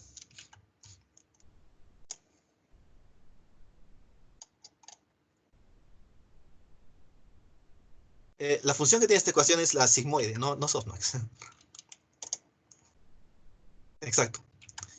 Esta ecuación es una ecuación sigmoide, ¿no? Si ustedes han llevado un curso, han visto lo que es redes neuronales o regresión logística, que es el tema que vamos a ver la próxima semana o más adelante, está basado en esta ecuación que es sigmoide. ¿Y qué es sigmoide? ¿No sigmoide? Entonces, nosotros hemos empezado a partir de esto, ¿no? De esta ecuación grandota que aquí, que era justamente por la regla de Bayes, ¿no? Y toda esta ecuación grandota la hemos reducido justamente a esto, ¿no? Entonces, la probabilidad de que un elemento sea de la clase perrito en este caso, ¿no? O la clase 1, va a estar dada por esta ecuación de aquí, ¿no? Que es justamente la sigmoide que estaban ahí también mencionando, ¿no? Y la función sigmoide es justamente esta de aquí que ven aquí. ¿Ya? Y la función sigmoide es justamente 1 sobre 1 más exponencial a la menos z. ¿Sí? En este caso el z sería esto de aquí, ¿no es cierto? W transpuesta x más W0. ¿Sí? Es la misma ecuación, ¿no? Exponencial a la menos z, exponencial a la menos z, solo que el z es W transpuesta x más W0. Entonces, ¿qué es lo que hace esta ecuación sigmoide, ¿no? ¿Qué es lo que hace esta función sigmoide? Pues lo que hace es justamente ese mapeo de un valor numérico a una probabilidad, ¿no? En este caso el z, como ven aquí, es un eje que tiene valores entre menos infinito y más infinito. O sea, puede ser cualquier valor, ¿sí? Pero si nosotros pasamos este z por esta función sigmoidea, ¿no? De aquí, lo que vamos a obtener es una probabilidad, un valor entre 0 y 1. ¿Sí? Siendo 0, probabilidad 0,5, y los positivos una probabilidad mayor a 0,5 y los negativos una probabilidad menor a 0,5. Entonces, esta función sigmoidea logística lo que hace es, justamente yo le voy a dar un score, un valor, y lo que va a hacer es devolverme probabilidades, ¿no? Y hemos demostrado matemáticamente que a partir de un modelo generativo, usando lo que son un likelihood, distribuciones gaussianas, y un prior, una distribución de Bernoulli, el posterior, ¿no? De estas ecuaciones, el posterior va a ser justamente la función sigmoide, ¿no? Bastante interesante. Entonces, aquí matemáticamente hemos demostrado cómo derivar la ecuación sigmoide, ¿no? Usualmente en los libros te dan de frente esta ecuación, pero acá ya saben que tienen también un significado. Entonces, si volvemos al modelo discriminativo, ¿no? que vimos al inicio, yo les dije que acá teníamos el score, W transpuesta X. Y ese score lo pasábamos por una función, y esa función me mapeaba a probabilidades, ¿no? Ahora sabemos cuál es esa función. Esa función es justamente la función sigmoide o función logística, ¿no? Y es esta función que está aquí que le vamos a aplicar justamente al score para obtener esta probabilidad de Y dado X.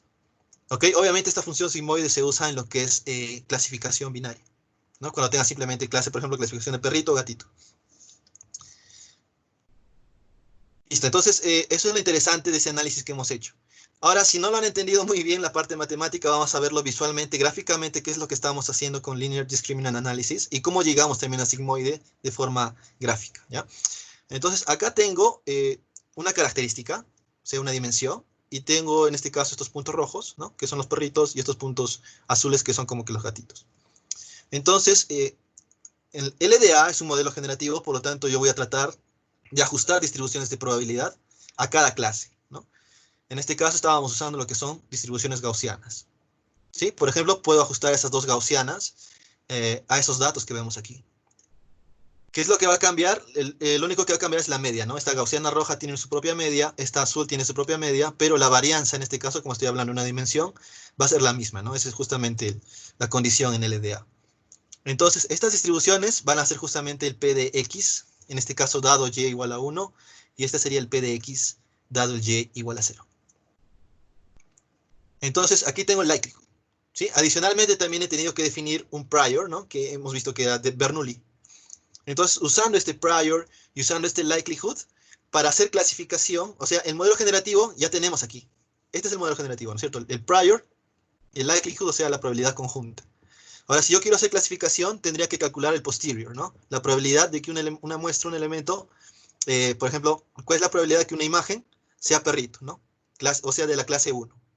¿Sí? Vamos a calcular esta gráfica en este caso, de que una determinada muestra o dato sea de la clase 1. O sea, la probabilidad de Y igual a 1 dado X. Este es el posterior, ¿no es cierto? Este es el prior, el likelihood. Entonces, como yo obtenía el posterior a partir del prior y el likelihood, era multiplicándolos, ¿no es cierto?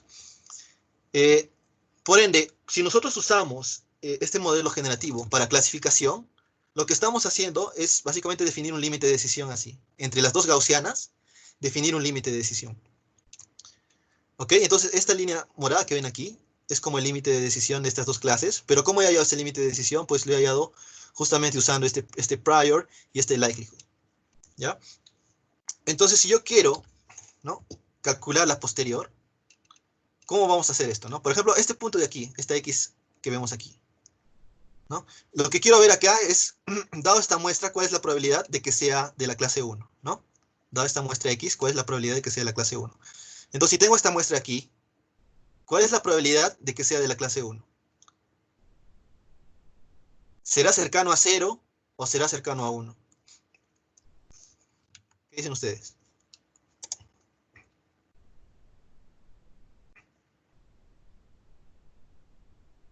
A 0, claro, correcto. Porque este es el límite de decisión. Todo este lado sería como la clasificación, como que la región del rojo, ¿no? De los perritos. Esta sería la región del azul. Entonces, la probabilidad de que este sea un perrito está bastante lejos, ¿no? Porque está bastante lejos del límite de decisión. Incluso si ven aquí límite de decisión, está bastante lejos. Entonces, la probabilidad aquí es más probable que sea un valor cercano a 0 o 0. Si vemos el otro extremo aquí, este punto rojo de aquí, ¿no? Me gustaría saber cuál es la probabilidad de que sea rojo. Obviamente aquí estamos alejados del límite de decisión, ¿no? Y estamos también justo en la región roja. Entonces es bastante probable que este punto sea un rojo, ¿no? Va a tener una probabilidad tal vez cercana a 1 o 1 incluso, ¿no? Y que hemos dicho también que si tengo un punto que está en el límite de decisión, aquí no estoy seguro si va a ser un gatito o un perrito, ¿no es cierto? En el límite de decisión. Entonces la probabilidad justamente en ese límite va a ser de 0,5 más o menos. ¿Ok? Entonces si yo sigo analizando diferentes puntos basados en este límite de decisión, voy a obtener algo como esto. ¿Ok? Y esto es justamente la función sigmoide, ¿no? Entonces, toda la matemática que hemos visto antes es gráficamente, hemos hecho esto, ¿no? Encontrar ese límite de decisión lineal, por si acaso es un límite de decisión lineal. Por eso se le llama Linear Discriminant Analysis, porque estamos encontrando un límite de decisión lineal. ¿Ok? Pero esto lo hemos hallado a partir del modelo generativo, ¿no? A partir de un prior que hemos definido como una distribución de Bernoulli y a partir de un likelihood que hemos definido como gaussianas, ¿no? Que están aquí. Entonces, de esa forma hemos hallado este clasificador y hemos visto que estamos obteniendo lo que es la función sigmoidea. Y en el libro, ¿no? Nos muestra esta gráfica de aquí, que es básicamente lo mismo. Acá estoy usando simplemente en una dimensión, pero acá lo muestra en dos dimensiones, ¿no? Acá tengo también las dos gaussianas, y a partir de esas gaussianas yo puedo, pues el posterior va a ser justamente la función sigmoide. ¿Ok? Entonces, resumiendo todo esto, ¿no? Yo voy a tener un conjunto de datos, lo voy a pasar al modelo de aprendizaje. El modelo de aprendizaje me va a devolver scores, por ejemplo, W transpuesta X. Y yo quiero obtener probabilidades a partir de esos scores, pues le voy a aplicar lo que es la función sigmoide, por ejemplo, ¿no? Y esta función sigmoide me va a devolver justamente probabilidad de que sea esta imagen un perrito o un gatito, que era lo que quería inicialmente. Eso sería en clasificación binaria. ¿Cómo sería en clasificación multiclase, no?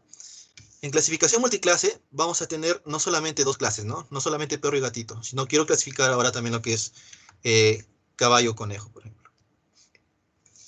Entonces, en este caso, también puedo proyectar, ¿no? Usar características, por ejemplo, dos características y proyectar los datos en el espacio de características y tener tal vez algo como esto. De forma geométrica tal vez tenga algo como esto, ¿no? Ahora, ¿qué hemos dicho? Yo voy a usar Linear Discriminant Analysis para poder clasificarlos. Entonces, mi objetivo inicial va a ser hallar distribuciones de probabilidad a partir de estos datos. En este caso voy a tener 4 distribuciones de probabilidad, ¿no? 4 gaussianas. Pero cada gaussiana tiene la misma covarianza. Lo único que va a variar es la media, ¿no? Entonces, aquí lo único que va a cambiar es que en lugar de usar un prior que era Bernoulli, voy a usar el prior que es la distribución categórica o multinulli. Sí, porque dijimos que esta distribución categórica o multinulli se usa cuando tenga más clases, ¿no? Más elementos, no solamente gatito, perrito, sino también gatito, perrito, caballito y conejito, ¿no? Entonces yo puedo usar, en lugar de usar la distribución de Bernoulli como prior, voy a usar la distribución categórica. Entonces eso es lo único que va a cambiar aquí. El prior ya no va a ser una distribución de Bernoulli, sino va a ser una distribución categórica o multinulli. Y en este caso voy a tener pues K gaussianas, ¿no? Dependiendo de cuántas clases tengo. Por ejemplo, en este caso teníamos 4 clases, entonces voy a tener 4 gaussianas. Y cada gaussiana va a tener su propia media, ¿no? Lo que va a ser igual va a ser la matriz de covarianza, ¿no? Porque ese es justamente lo que estamos asumiendo en LDA. Nada más, esto es el modo general. Entonces, podemos hallar nuevamente el posterior para ver qué función nos va a dar en este caso. Y vamos a aplicar lo mismo, ¿no? En este caso, pues ya no tenemos la suma simplemente de dos clases, ¿no? Sino tenemos ahora la sumatoria de K clases.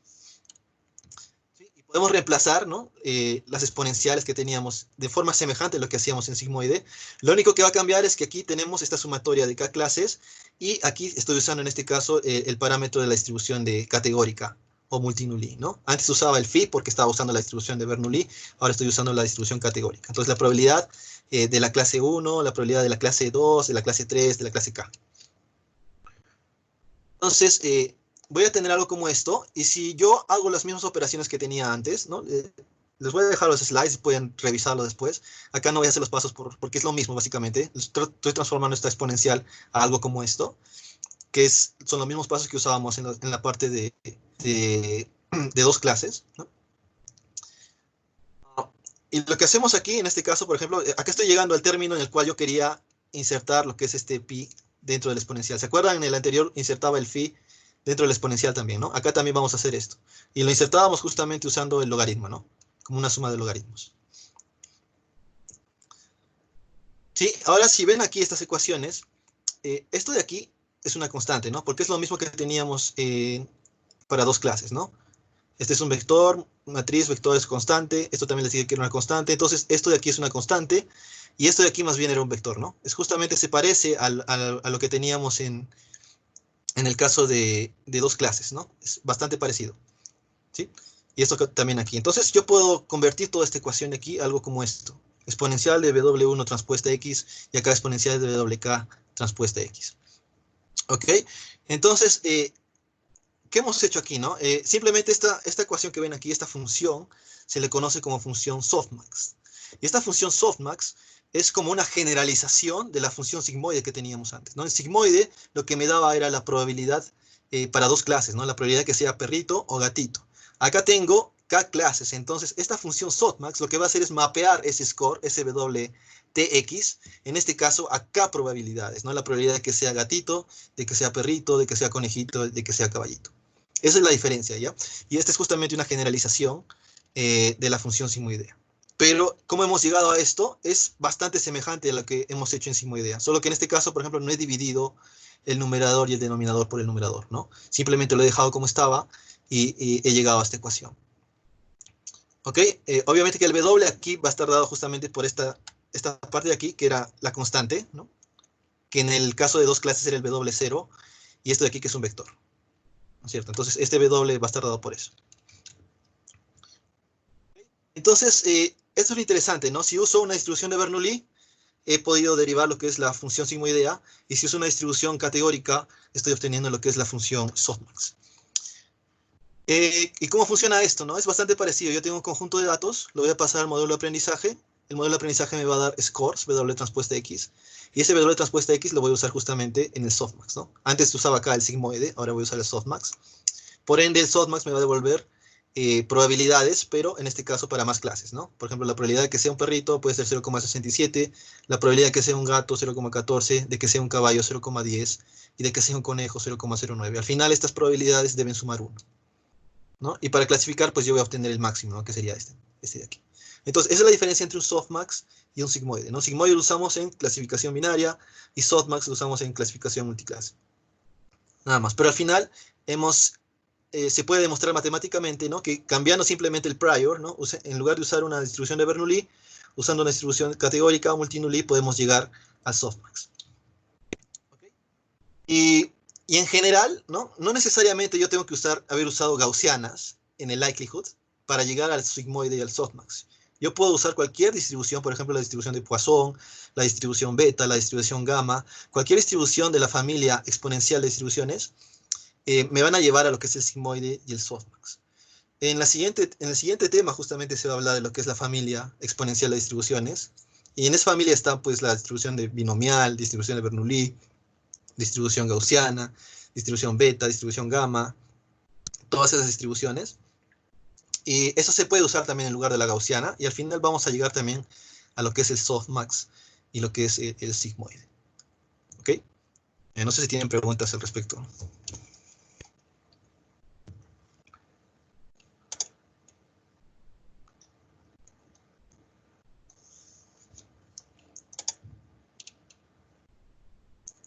¿Me están siguiendo o se han perdido?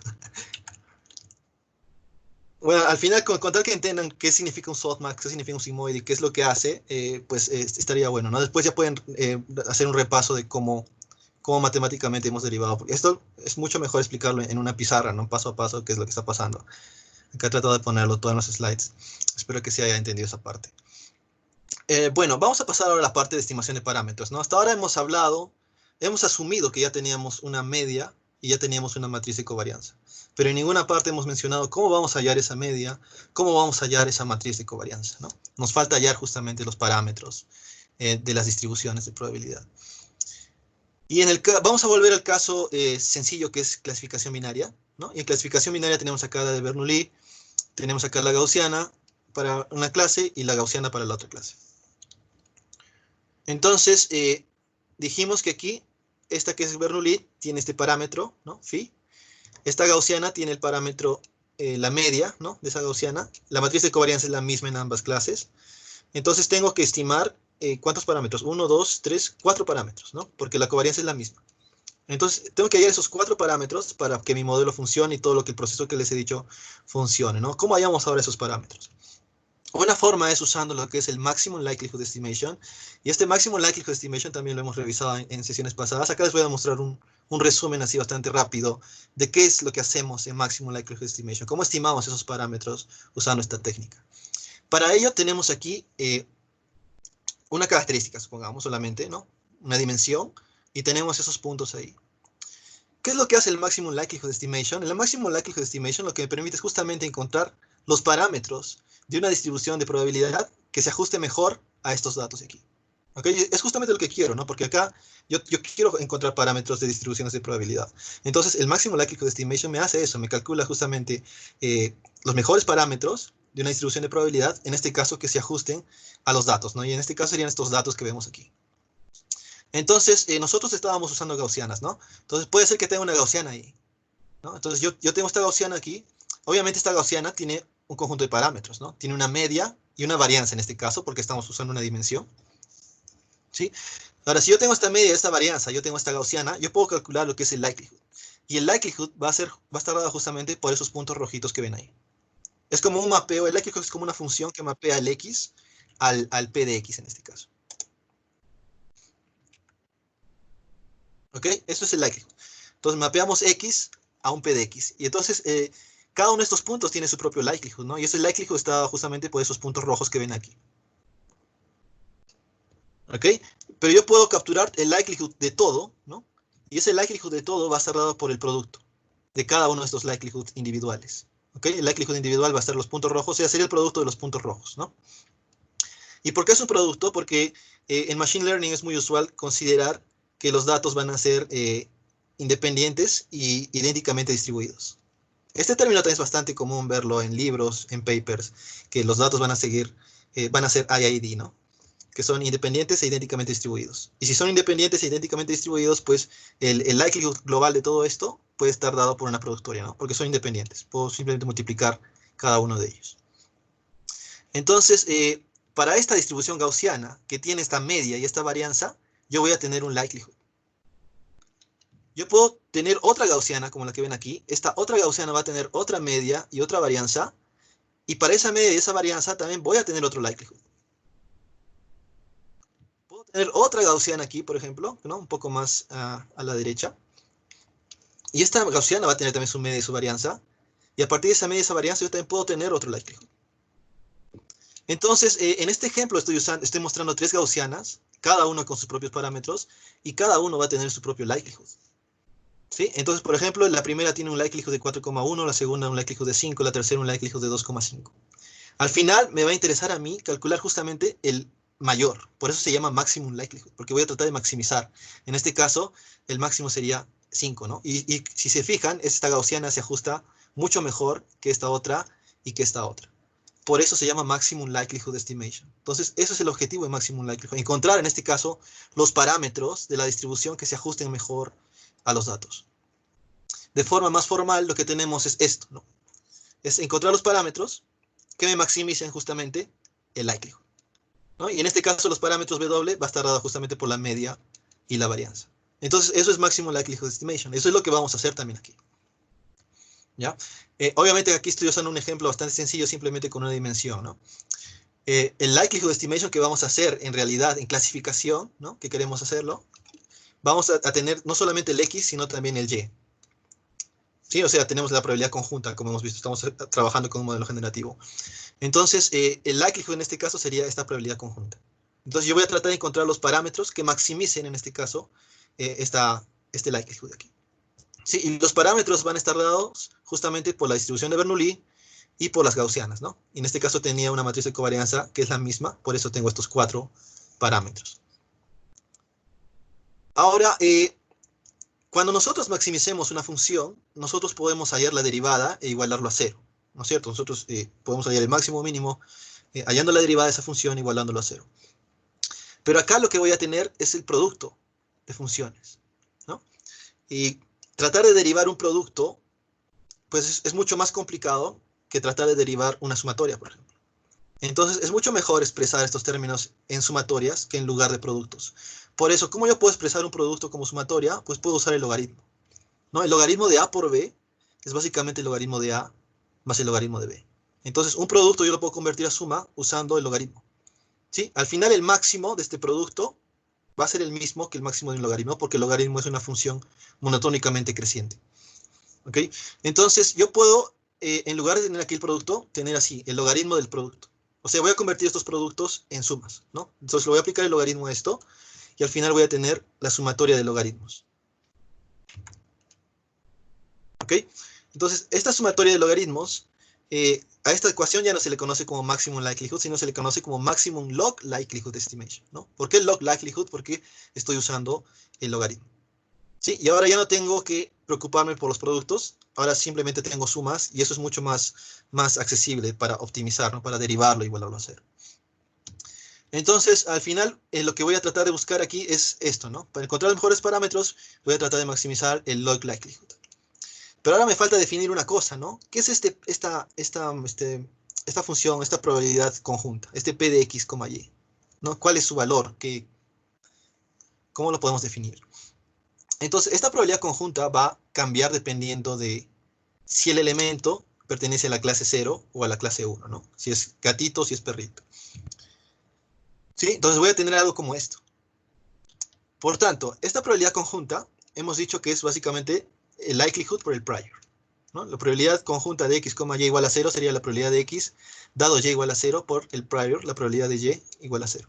Igual de la clase 1, ¿no? La probabilidad de x dado y igual a 1 por la probabilidad de y igual a 1. Y nosotros hemos modelado esto como gaussiana y los prior como Bernoulli, ¿no? Algo como esto. Esta es una gaussiana, esta es la probabilidad de que sea la clase 1 y la probabilidad de que sea la clase 0 es 1 menos este phi, ¿no? Entonces, yo tengo que combinar estas dos ecuaciones en una sola, ¿sí? Porque son dos. Así como teníamos en Bernoulli, ¿se acuerdan? Tenía, si y es igual a 1, tenía esta probabilidad. Si y es igual a 0, tenía esta probabilidad. En este caso va a ser algo parecido. Entonces tengo que combinarlos de una forma parecida. Y lo vamos a hacer así. Acá se van a juntar mejor. ¿Sí? Entonces, el azul es como sería de la clase gatito, ¿no? Y igual a 0. Y el rojo es como si fuera de la clase perrito, y igual a 1. Entonces, yo puedo juntar esas dos ecuaciones que hemos visto anteriormente en una sola, siguiendo el mismo patrón que usábamos en Bernoulli. ¿Se acuerdan? En Bernoulli le elevaba hasta la y el otro a la 1 menos y. Y de esa forma podía obtener, si y es igual a 1, obtenía este de aquí. Y si y es igual a 0, obtenía este de aquí. Entonces, es lo mismo. Estamos aplicando lo mismo, solo que en este caso, en esta probabilidad conjunta. Entonces, este P de X, Y va a ser este término aquí, este azul por este rojo. ¿Ok? Entonces, eso es lo que vamos a tener aquí. Entonces, al final tenemos el likelihood, que sería el logaritmo de estos productos. ¿Ok? Ahora, acá tenemos 4 términos. Miren, tengo esta gaussiana de aquí, es un término. Tengo el 1 menos el pi, es otro término. Tengo esta otra gaussiana, es otro término. Y este pi es otro término. Entonces, tengo 4 términos. Yo les voy a cambiar de nombre, ¿no? El primero va a ser A, el segundo va a ser B, esta gaussiana va a ser C y este va a ser D. Entonces, lo que tendría es el logaritmo de a por b a la 1 menos y, ¿no? Logaritmo de a por b a la 1 menos y por c por d a la y, ¿no? Por c por d a la y. Entonces tendría esta operación aquí. Lo estoy poniendo así para poder simplificarlo y entenderlo mejor. Ahora tengo acá el logaritmo de un producto, ¿no? El logaritmo del producto del azul por el rojo, ¿no? Y nosotros sabemos que el logaritmo de a por b es lo mismo que el logaritmo de a más el logaritmo de b. Entonces yo puedo expresar ese producto como el logaritmo del azul más el logaritmo del rojo, ¿no? Ahora, otra propiedad del logaritmo es que tengo el logaritmo de a la b, es lo mismo como decir que b logaritmo de a, ¿no? O sea, el exponencial baja adelante. Entonces podemos hacer lo mismo aquí. El 1 menos y va a bajar acá adelante y este y va a bajar también acá adelante. Entonces tendría acá 1 menos y por el logaritmo de a por b más y por el logaritmo de c por d, ¿no? Entonces eso es lo que voy a tener aquí. 1 menos y por el logaritmo de a por b. Recuerden que la a es esta gaussiana, el b es 1 menos el phi, más el y logaritmo del c por d. Esto de aquí. Simplemente volviendo a reemplazar. Ahora, esta gaussiana de aquí es básicamente esta exponencial con estos términos acá adentro, ¿no? Esta otra gaussiana también es otra exponencial con estos términos acá adentro. Entonces, a esta gaussiana yo le voy a llamar ahora como exponencial de a, ¿sí? Porque es una exponencial, ven acá, exponencial de unos términos acá adentro, va a ser una exponencial de a. Y este otro también es un exponencial de otros términos acá adentro, es un exponencial de c en este caso. Entonces, este de aquí va a ser exponencial de a, este de aquí va a ser b, este de aquí va a ser exponencial de c, y este de aquí va a ser d. Entonces, lo que tendría es algo como esto, ¿no? 1 menos y logaritmo por exponencial de a por b, más y por el logaritmo exponencial de c por d. Ahora vamos a simplificar esto, ¿no? ¿Cómo podemos hacer eso? Acá tenemos un producto, ¿no? Logaritmo de exponencial de a por b es lo mismo que el logaritmo exponencial de a más el logaritmo de b. igual acá el logaritmo exponencial de c por d es lo mismo que el logaritmo exponencial de c más el logaritmo de d. Entonces vamos a hacer eso aquí, ¿no? Logaritmo exponencial de a más logaritmo de b, y acá el logaritmo exponencial de c más logaritmo de d. Nada más estamos aplicando la propiedad del logaritmo de a por b es igual al logaritmo de a más el logaritmo de b, ¿no? Ahora el logaritmo exponencial se van a cancelar, ¿no? El logaritmo exponencial se va a cancelar aquí y aquí también. Entonces me quedaría algo como esto. 1 menos y por a más el logaritmo de b, más y por c, porque se cancela el logaritmo exponencial, más el logaritmo de d. ¿Ya? Y esta sería como que la ecuación ya final, ¿no? Yo puedo reordenar esto así, tener aquí esto, y el b era el 1 menos el pi, el a era justamente la parte que estaba dentro del exponencial, ¿no? El d es este phi de aquí, y el c es justamente la parte que estaba dentro del exponencial. ¿Ok? Entonces, esta es la ecuación final, ¿ya? Esta es la ecuación final, simplemente le estoy reemplazando cada uno de esos valores aquí, y esta sería la ecuación final. Entonces, el likelihood que voy a maximizar aquí va a estar dada justamente por toda esta ecuación de aquí. ¿Ya? Y eso lo hemos derivado matemáticamente. Espero que sea, al menos que se entienda. Si no, en los slides lo pueden revisar después. Pero lo que estamos llegando aquí es básicamente a una ecuación donde tenemos los parámetros de la Bernoulli, ¿no? Esto es phi. Tenemos los parámetros de la gaussiana de la clase 1, que es en este caso la media 1, y los parámetros de la gaussiana de la clase 0, ¿no? La media 0, y también la matriz de covarianza. Entonces, todos los parámetros están en esta ecuación aquí grandota que ven aquí, ¿no? Entonces, mi objetivo es encontrar justamente esos parámetros, usando en este caso maximización. Y para eso, pues lo que vamos a hacer es hallar la derivada, ¿no? De esta ecuación con respecto a phi, la derivada de esta ecuación con respecto a la media de la clase 0, y así, ¿no? Para cada parámetro voy a hallar su derivada parcial, igualarlo a 0, y de esa forma yo puedo obtener los parámetros. ¿Ok? Esto no lo voy a hacer, esto ya nos va a tomar mucho tiempo hacerlo. Ustedes lo pueden hacer a modo de práctica, es bastante interesante, ¿no? Para que recuerden también sus propiedades de logaritmos y todo eso de derivadas. O si no, en los slides del profesor Pascal, o sea, del curso, ahí demuestran también cómo ha llegado a estas derivadas aquí, ¿no? O sea, ya les estoy dando yo aquí la ecuación, simplemente tienen que derivar esta ecuación con respecto a cada uno de estos parámetros, igualarlo a 0 y van a obtener algo como esto, ¿no? Estas ecuaciones de aquí. Uh, estas ecuaciones las voy a explicar mejor con el ejemplo, ¿ya? Acá tengo un ejemplo, supongamos que tengo este dataset de 7 elementos con dos características, ¿no? El peso y el tamaño. Y tengo acá las etiquetas, ¿no? Por ejemplo, este primer elemento es de la clase gatito, este segundo es de la clase perrito, este de la clase gatito, este de la clase perrito y así. El primer parámetro, que es el parámetro de la distribución de Bernoulli, básicamente lo que hace es simplemente contar eh, cuántos elementos tengo en la clase 1. ¿Ya? Por ejemplo, acá, ¿cuántos elementos tengo en la clase 1? Tengo 3, ¿no? Entonces, esta sumatoria de y es básicamente esta sumatoria. O sea, 1 más 2 más 3, dividido entre el total, que sería 7, 3 séptimos. ¿Ok? Entonces, este prior, la probabilidad del prior es básicamente eso, simplemente un conteo, ¿no? En este caso de la clase de y igual a 1. ¿No? Si quieren hallar de la clase y igual a 0, sería pues 1 menos 3 séptimos, que sería 4 séptimos. Los otros parámetros, la media, ¿no? de la gaussiana 0 y de la gaussiana 1, es justamente eso, ¿no? La media. Entonces, por ejemplo, para la clase 0, hasta aquí, tengo estos elementos de aquí, ¿no? Los que están ahí sombreados. Entonces, este mu0, ¿cómo lo calculo? Simplemente hallo la media de esos valores que están ahí sombreados, ¿no? De esos 4 valores ahí, y obtendría aquí el mu0. Obviamente por columna, ¿no? Porque tengo dos características. El mu1 también va a ser lo mismo, solamente que vemos la clase 1, vemos sus valores, o sea, vemos el dataset, vemos los valores del dataset y calculamos la media de cada uno.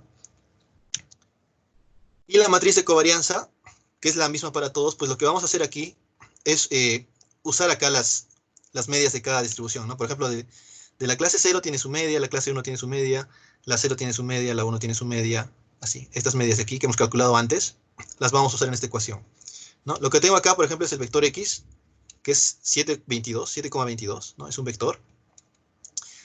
Su media, que es este vector de aquí, 5,517. Y lo que estoy haciendo es la resta, ¿no? 722 menos 5,517, tengo acá 2,55. ¿Ok? Luego lo que voy a hacer es multiplicar esto por su transpuesta, ¿no? Este es el vector 2 por 1, su transpuesta es 1 por 2.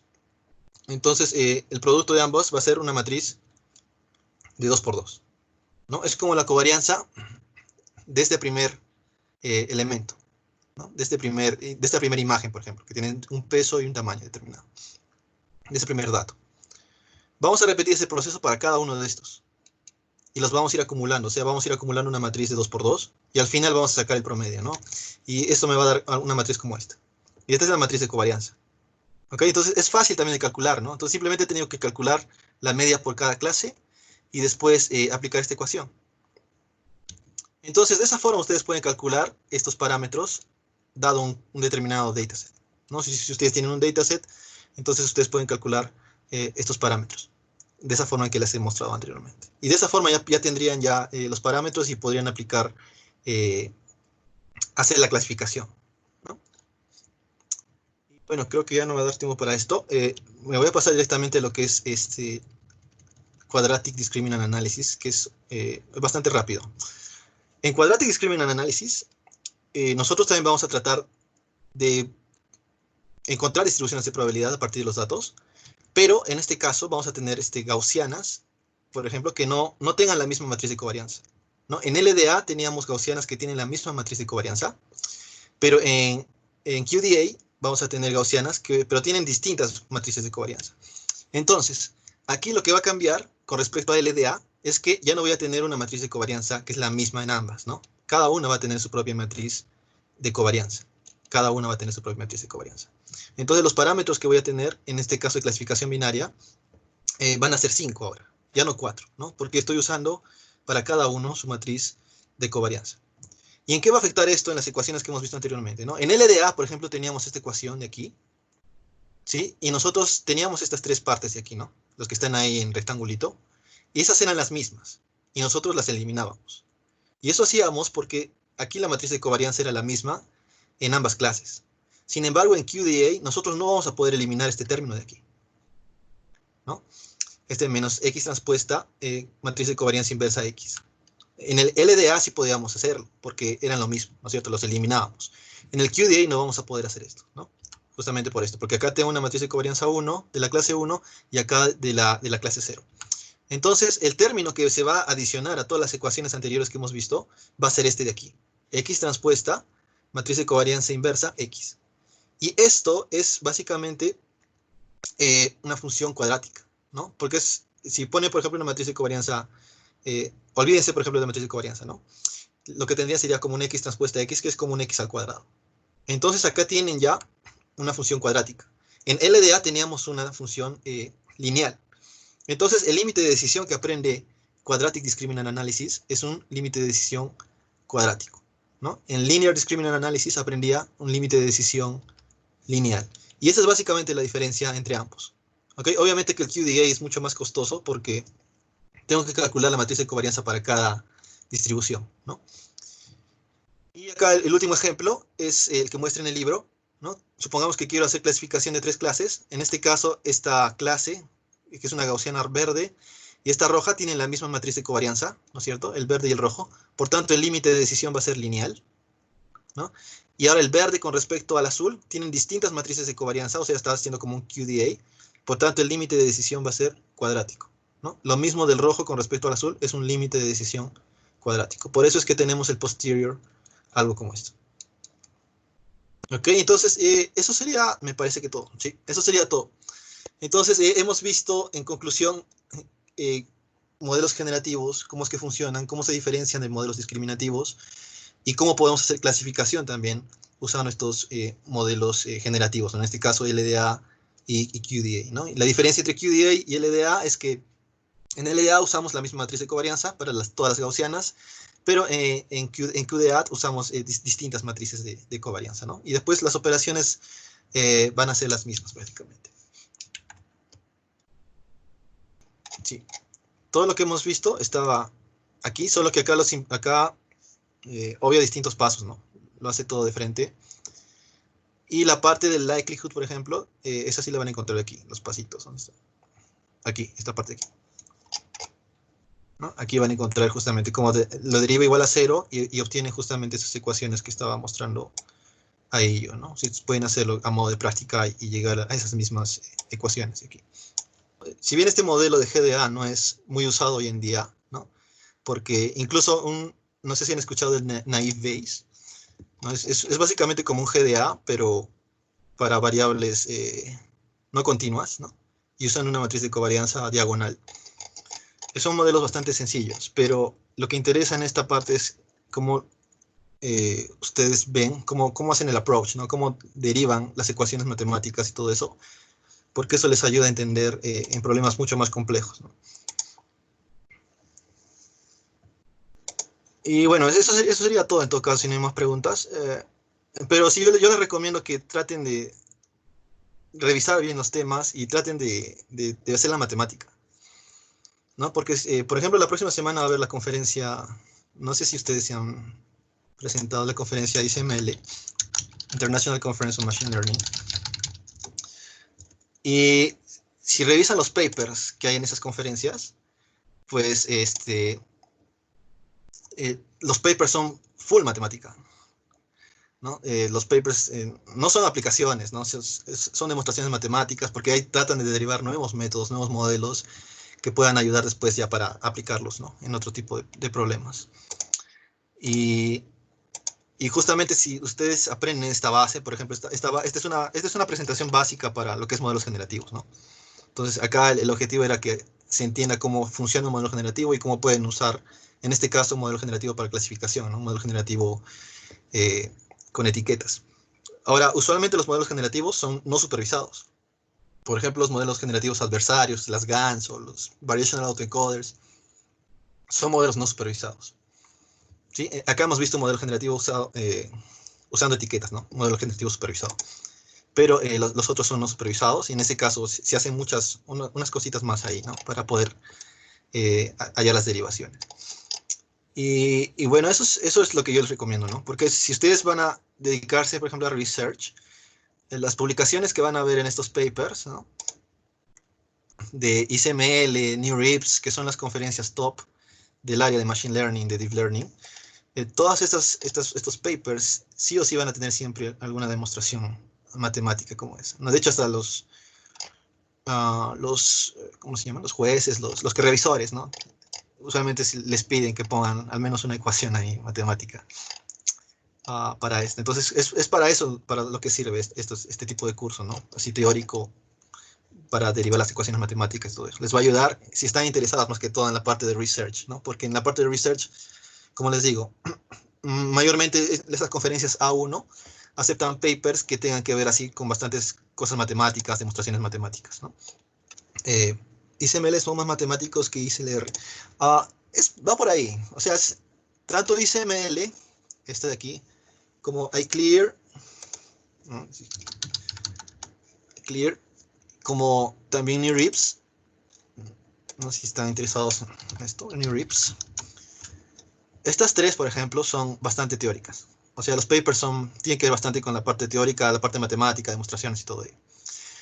Si a ustedes les gusta más la parte práctica, ¿no? O sea, aplicar estos métodos o tratar de encontrar un nuevo modelo de Machine Learning, de Deep Learning, que permita romper el estado del arte, por ejemplo, no sé, en generación de imágenes, en segmentación de imágenes, detección de objetos, entonces tendrían que ir por CVPR o ICCV, ¿no? Entonces, también hay conferencias de ese tipo, ¿no? No todas las conferencias A1 se centran en matemática y todo eso.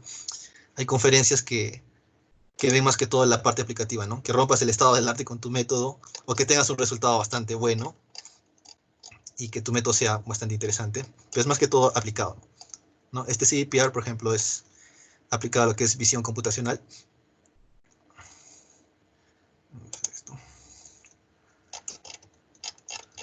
¿No? Esta fue llevada a cabo en junio, ¿no? Y hubo varios workshops también que los puse también en el site para que puedan acceder. Incluso están en YouTube, me parecen, los workshops. Y así, ¿no? Es más que todo, si están interesados en research, es para eso que es bueno esta parte de matemática, maximum likelihood, todo eso, para hacer demostraciones matemáticas y después puedan idear algún método nuevo y mandar estas conferencias top, ¿no? A uno.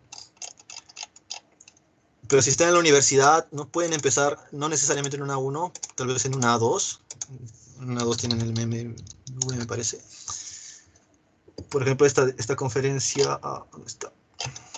Hay conferencias A2 también, ¿no? Ustedes pueden ver eso en Conference Ranks. Aquí. Aquí ustedes ponen el nombre de la conferencia y les va a salir cuál es su ranking, ¿no? Por ejemplo, esa era British. Que era, ahí está, British Machine Vision Conference. Es una A2, por ejemplo. No es tan estricta como la CVPR, por ejemplo, ¿no? Pero es también buena porque es una A2, ¿no? Y en ese caso, pues, a medida que va bajando el ranking de la conferencia, pues va bajando el nivel también del paper que ustedes puedan subir, ¿no? Por ejemplo, acá he visto bastante en Perú que promocionan el CLAY, ¿no? Y el CLAY es, por ejemplo, una conferencia C. Entonces, si ustedes están en la universidad, yo les recomendaría, por ejemplo, tal vez empezar por ahí, ¿no? Si es que no tienen experiencia en research, tal vez mandar al CLAY, aunque mejor hay otra aquí en Brasil, una que se llama Civigraphic, que es una B1 también, que no es muy difícil que te la acepten, ¿no? Entonces, si están todavía haciendo, están en la universidad, pueden postular y mandar sus papers a conferencias así, ¿no? Para empezar, ¿no? Si están en la universidad, que tengan un paper en estas conferencias B1 va a ser bastante bueno, ¿no? Si pueden una vez en una A2 o A1, ya pues sería mucho mejor. De hecho, los que estudian, por ejemplo, en Stanford, el MIT, ellos desde graduación ya mandan a lo que son A1, ¿no?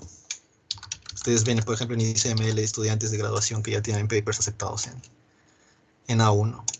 Y así es la competencia en el caso de research, ¿no? Es bastante peleado esto.